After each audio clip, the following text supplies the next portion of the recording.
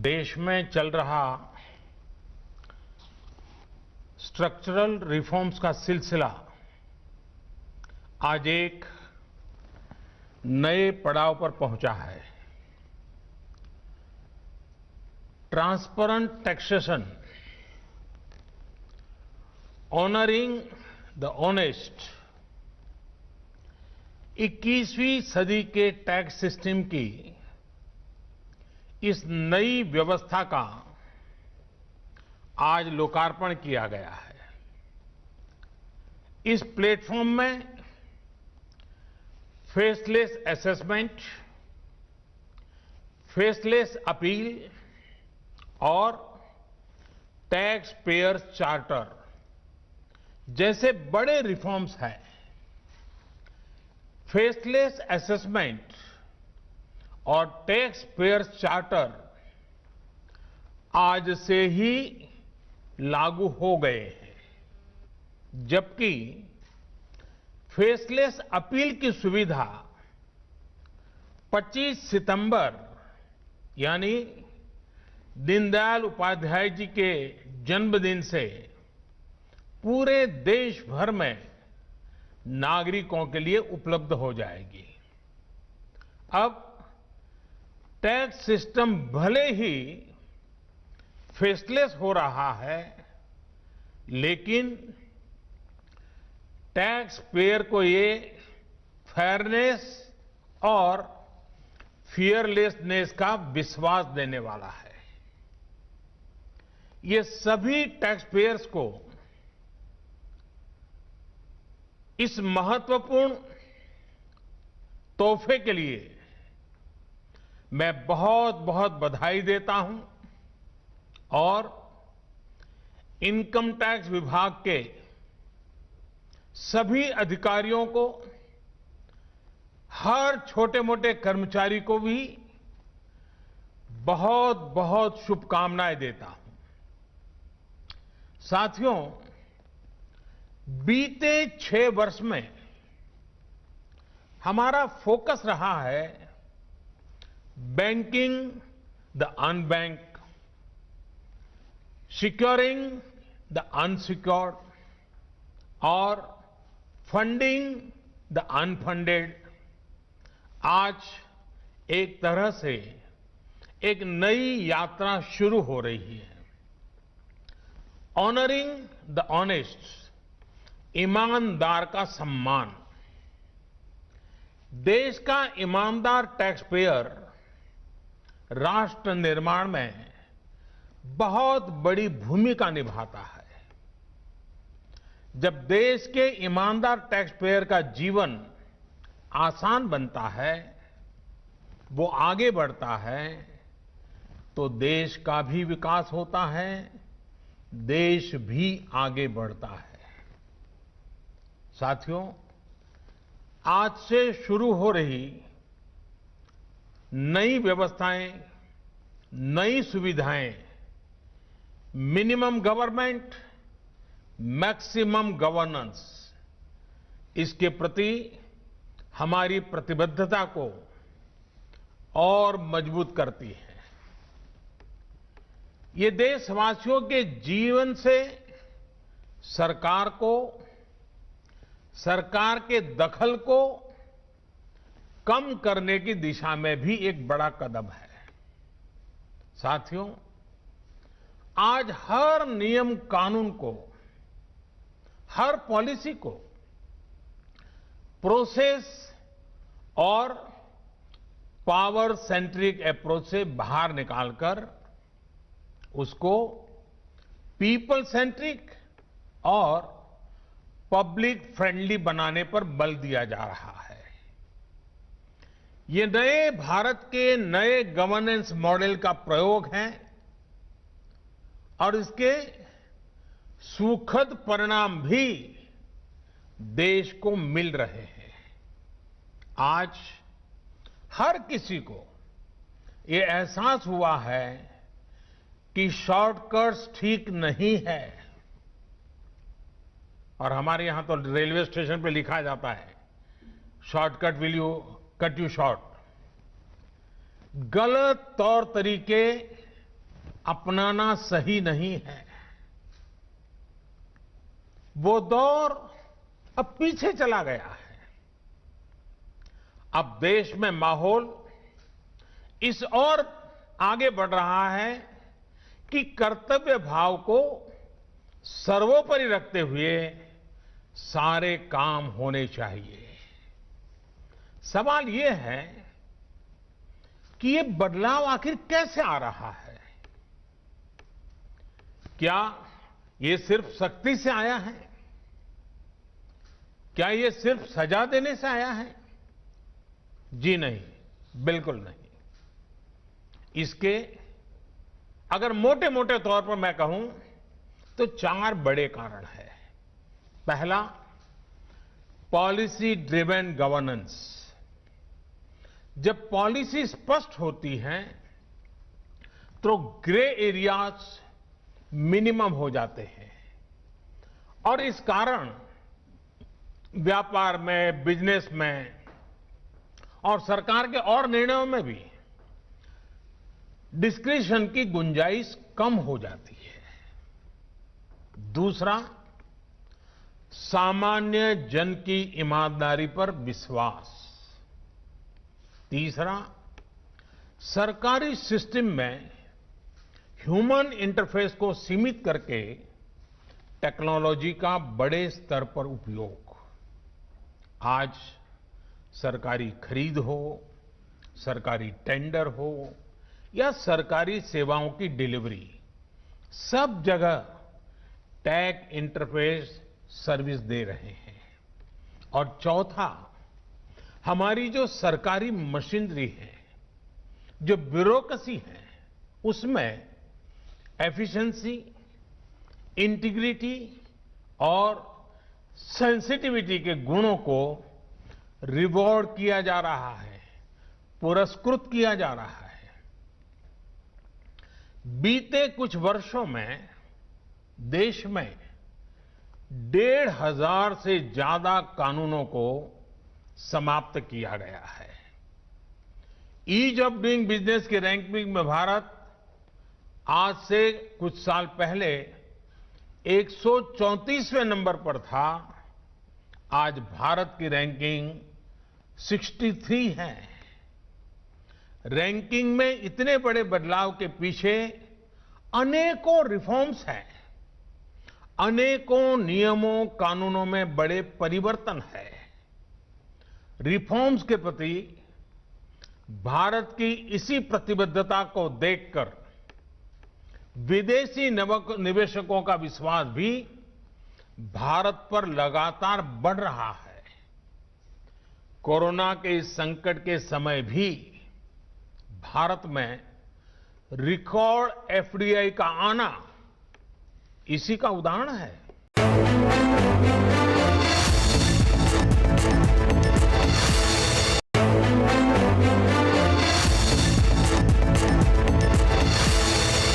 कि जो tax payer राष्ट्र निर्माण का एक मजबूत पिलर है,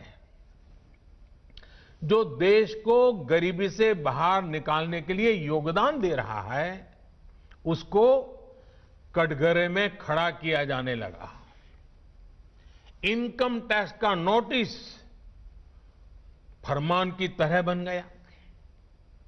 देश के साथ छल करने वाले कुछ मुट्ठी भर लोगों की पहचान के लिए बहुत से लोगों को अनावश्यक परेशानी से गुजरना पड़ा।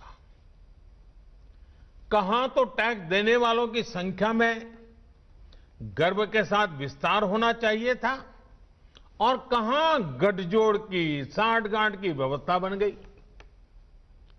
इस विसंगति के बीच ब्लैक और व्हाइट का उद्योग भी फलता फूलता गया। इस व्यवस्था ने ईमानदारी से व्यापार कारोबार करने वालों को, रोजगार देने वालों को और देश की युवा शक्ति की आकांक्षाओं को प्रोत्साहित करने के बजाय कुचलने का काम किया। साथियों, जहां कॉम्प्लेक्सिटी होती है, वहां कंप्लायंस भी मुश्किल होता है। कम से कम कानून हो, जो कानून हो वो बहुत स्पष्ट हो, तो टैक्स पेयर भी खुश रहता है और देश खुशहाल होता है। बीते कुछ समय से यही काम करने की दिशा में एक के बाद एक कदम उठाए जा रहे हैं। अब जैसे दर्जनों टैक्सेस की जगह जीएसटी आ गया, रिटर्न से लेकर रिफंड की व्यवस्था को पूरी तरह से ऑनलाइन किया गया। जो नया स्लैब सिस्टम आया है उसमें बेवजह के कागजों और दस्तावेजों को जुटाने की मजबूरी से मुक्ति मिल गई है। यही नहीं, पहले 10 लाख रुपए से ऊपर के विवादों को लेकर सरकार हाई कोर्ट और सुप्रीम कोर्ट पहुंच जाती थी। अब हाई कोर्ट में 1 करोड़ रुपए तक के और सुप्रीम कोर्ट में 2 करोड़ रुपए तक के केस की सीमा तय की गई है। विवाद से विश्वास जैसी योजना से कोशिश ये है कि ज्यादातर मामले कोर्ट से बाहर ही सुलझ जाए। इसी का नतीजा है कि बहुत कम समय में ही करीब 3 लाख मामलों को सुलझाया जा चुका है। साथियों, प्रक्रियाओं की जटिलताओं के साथ साथ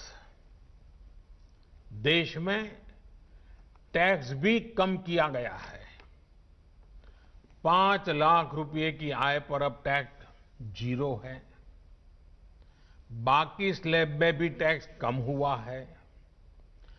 कॉरपोरेट टैक्स के मामले में हम दुनिया में सबसे कम टैक्स लेने वाले देशों में से एक हैं। साथियों, कोशिश ये है कि हमारी टैक्स प्रणाली सीमलेस हो, पेनलेस हो, फेसलेस हो। सीमलेस यानी टैक्स एडमिनिस्ट्रेशन हर टैक्स पेयर को उलझाने के बजाय समस्या को सुलझाने के लिए काम करे।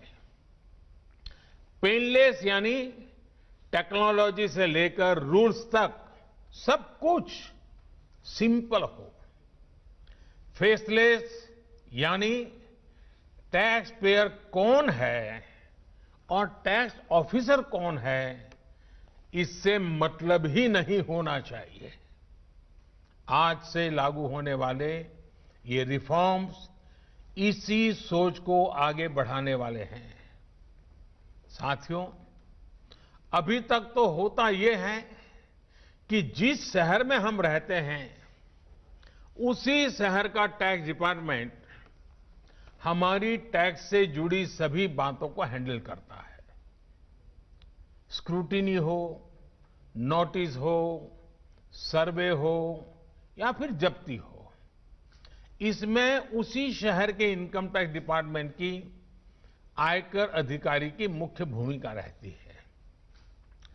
अब ये भूमिका एक प्रकार से खत्म हो गई है। अब इसको टेक्नोलॉजी की मदद से बदल दिया गया है। अब स्क्रूटिनी के मामलों को देश के किसी भी क्षेत्र में किसी भी अधिकारी के पास रैंडम तरीके से आवंटित किया जाएगा। अब जैसे मुंबई के किसी टैक्स पेयर का रिटर्न से जुड़ा कोई मामला सामने आता है, तब इसकी छानबीन का जिम्मा मुंबई के अधिकारी के पास नहीं जाएगा, बल्कि संभव है कि वो चेन्नई चला जाए, गुवाहाटी चला जाए, रायपुर चला जाए, अहमदाबाद चला जाए। वो फेसलेस टीम के पास जा सकता है और वहां से भी जो आदेश निकलेगा उसका रिव्यू किसी दूसरे शहर, कहीं जयपुर हो जाएगा, बेंगलुरु हो जाएगा, चेन्नई हो जाएगा, कोची हो जाएगा, वहां की टीम करेगी। अब फेसलेस टीम कौन सी होगी, इसमें कौन होगा, ये भी कंप्यूटर रैंडमली तय करेगा। और ये प्रक्रिया भी बार बार उसमें बदलाव होता रहेगा।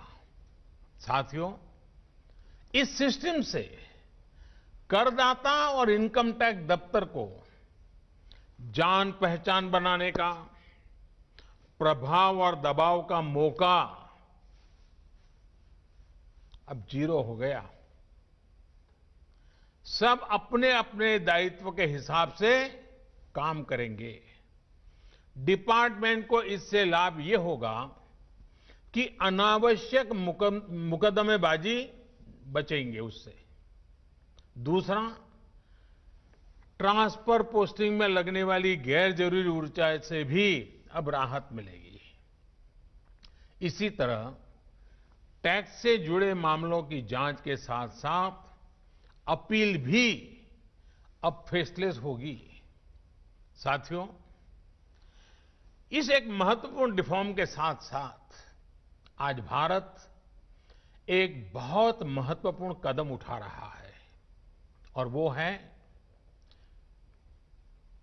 Tax payer charter. ये टैक्स पेयर चार्टर भी देश की विकास यात्रा में बहुत बड़ा कदम है और टैक्स पेयर के लिए अधिकार और कर्तव्य दोनों को संतुलित करने का और सरकार की जिम्मेवारी पक्की करने का ये बहुत अहम कदम है। टैक्स पेयर को इस स्तर का सम्मान और सुरक्षा देने वाले दुनिया में बहुत कम देश है, गिने चुने देश हैं। लेकिन अब भारत भी इस महत्वपूर्ण कदम की ओर अपने आप को ले जाकर के उसमें शामिल हो गया है। अब टैक्स पेयर को उचित, विनम्र और तर्कसंगत व्यवहार का भरोसा दिया गया है। यानी आयकर विभाग को अब टैक्स पेयर की डिग्निटी का संवेदनशीलता के साथ ध्यान रखना होगा। अब टैक्स पेयर की बात पर विश्वास करना होगा। डिपार्टमेंट उसको बिना किसी आधार के ही शक की नजर से नहीं देख सकता। अगर किसी प्रकार का संदेह है भी तो टैक्स पेयर को अब अपील और समीक्षा का भी अधिकार दिया गया है। साथियों, अधिकार हमेशा दायित्वों के साथ आता है, कर्तव्यों के साथ आते हैं। इस चार्टर में भी टैक्स पेयर से कुछ अपेक्षाएं की गई हैं। टैक्स पेयर के लिए टैक्स देना या सरकार के लिए टैक्स लेना ये कोई हक का, अधिकार का विषय नहीं है, बल्कि ये दोनों का दायित्व है, जिम्मेवारी है, कर्तव्य है, रिस्पॉन्सिबिलिटी है। टैक्स पेयर को टैक्स इसलिए देना है क्योंकि उसी से सिस्टम चलता है। देश की एक बड़ी आबादी के प्रति देश अपना फर्ज निभा सकता है और उज्जवल भविष्य की ओर कदम भी रख सकता है। इसी टैक्स से खुद टैक्स पेयर को भी तरक्की के लिए, प्रगति के लिए बेहतर सुविधाएं और इंफ्रास्ट्रक्चर मिल पाता है।